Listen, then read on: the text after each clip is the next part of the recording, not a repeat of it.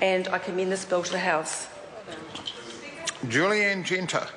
E te mangi o te whare, tēnā koe.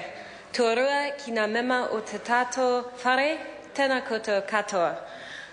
Tuatoru, mihi atu ki te wiki o te reo Māori, tēnā koutou katoa. Thank you, Mr. Speaker. I rise to speak on behalf of the Green Party regarding the Joint Family Homes Repeal Bill. And as my colleague Holly Walker said earlier, the Green Party will be supporting this bill to Select Committee so we can have a closer look at it. I would like to congratulate the member, Simon O'Connor, for bringing a fairly simple but sensible bill to the attention of the House.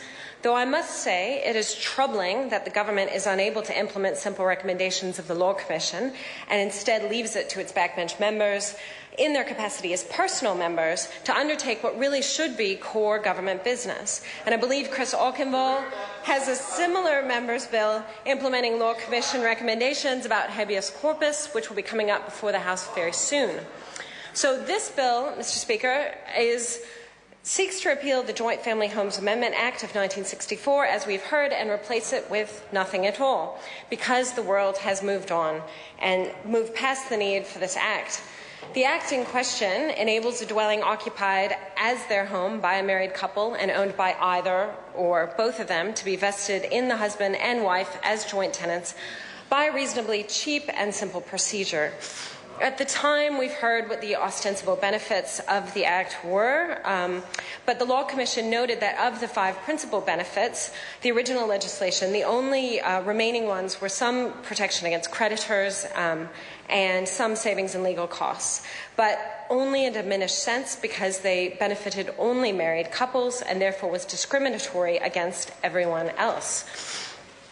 Offering a benefit to traditionally married couples and not to single homeowners or those in non-traditional relationships or living situations is potentially discriminatory and certainly does not keep pace with our evolving understanding of what can constitute a relationship.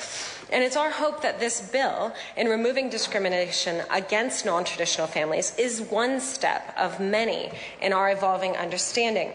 We would be thrilled if non-discrimination were extended to adoption laws, allowing more people to become parents, if it were extended to marriage equality.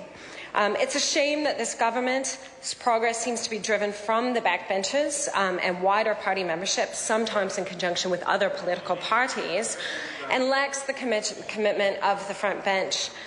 While it may not be a priority for the Prime Minister, for example, there is most certainly a clamour in New Zealand to formally modernise its laws, to formally recognise other relationships.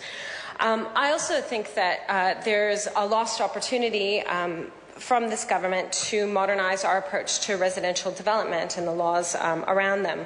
So if we're going to face many of the challenges if we are to overcome many of the challenges that we're facing, including in housing affordability, in transport, and in debt, we are going to need to modernize the different laws that affect residential development, because at the moment the real estate market is not responding to demand because of significant market failure. And that's something that the government could be addressing, but unfortunately they are not seeking to address.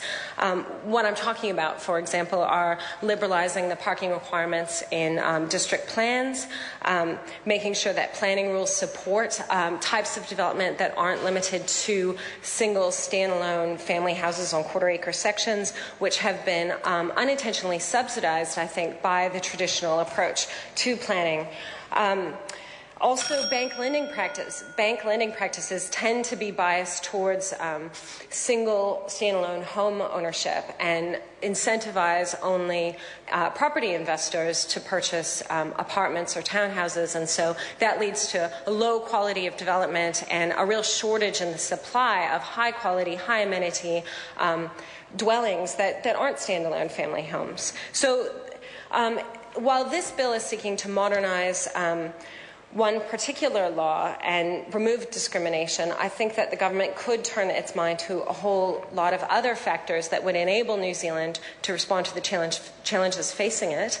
And the Green Party agrees with Mr. O'Connor that the Principal Act is no longer necessary. We look forward to taking part in the Select Committee hearings on this bill and gaining a full appreciation of the bill before us, as we can reasonably imagine will be passed into law. Thank you, Mr. Speaker. Simon O'Connor in reply. Well, very pleased to take this